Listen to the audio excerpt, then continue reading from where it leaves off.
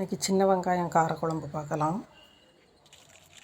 இன்றைக்கி ஒன்றும் இல்லை, காய் ஒன்றும் இல்லை. சரி, வெங்காயம் போட்டு தக்காளி போட்டு குழம்பு வைக்கலான்ட்டு பார்க்குறேன். இப்போ செய்முறை பார்க்கலாம். எண்ணெய் விட்டு கடுகு போட்டு தாளிச்சிட்டு சின்ன வெங்காயம் உரித்து வச்சுருக்கேன். அந்த வெங்காயத்தை தூக்கி அதில் தட்டிட்டு நல்ல ஒரு 2 நிமிஷம் வதங்க விடுங்க. அப்புறம் 2 தக்காளி வெட்டி வச்சுருக்கேன், அதையும் நல்லா போட்டுட்டு அதையும் ஒரு 2 நிமிஷம் வதங்க விடுங்க.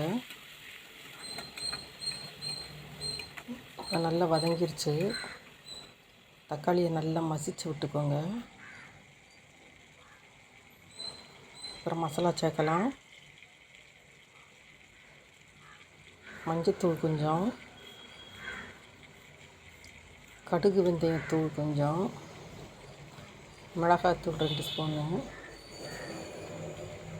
தனியாத்தூள் 3 ஸ்பூனு, புளி கரைச்சி வச்சுருக்கேன், தேவையான அளவு புளி,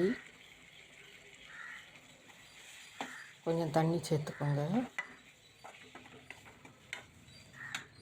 தேவையான அளவு உப்பு. இது நல்லா கொதிக்க விடலாம். ஒரு 5 நிமிஷம் நல்லா கொதிக்கட்டும்.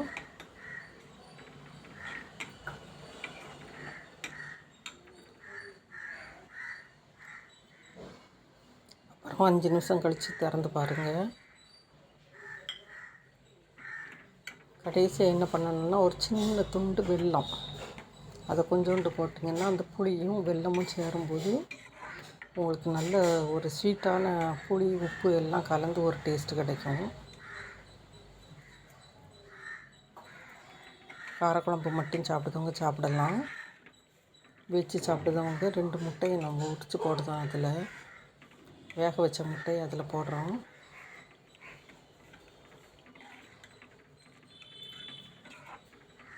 உப்பு காணாதுன்னா நீங்கள் திரும்ப போட்டுக்கிடலாம். இது சின்ன வெங்காயம் காரக்குழம்பு.